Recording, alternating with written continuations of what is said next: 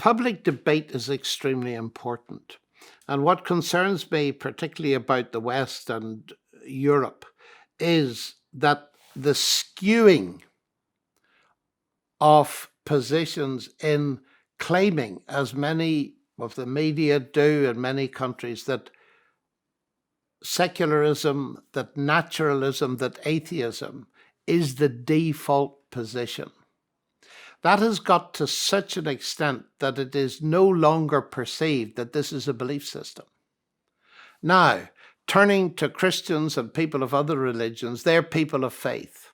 Now, what does that mean? Well, it means, in accordance with the new definition of faith that's been pushed by people like Dawkins and Peter Singer and Christopher Hitchens and so on, faith is believing where there's no evidence.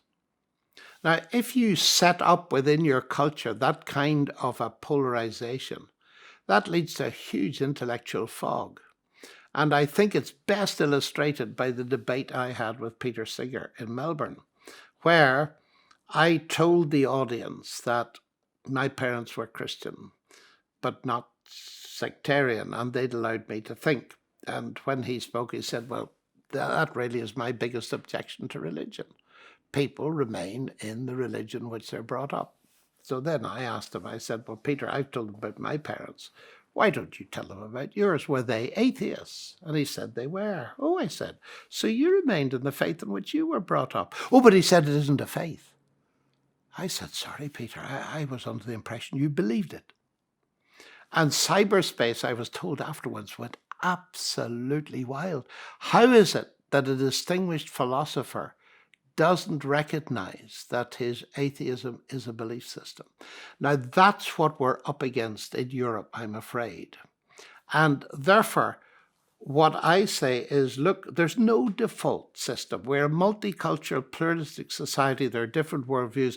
What we need is a public space when these things can be discussed in a friendly way with a good moderator, and let's regard the people as intelligent enough to be able to make up their own minds, but not to have an imposed ideology of atheism or indeed anything else that's forced on people.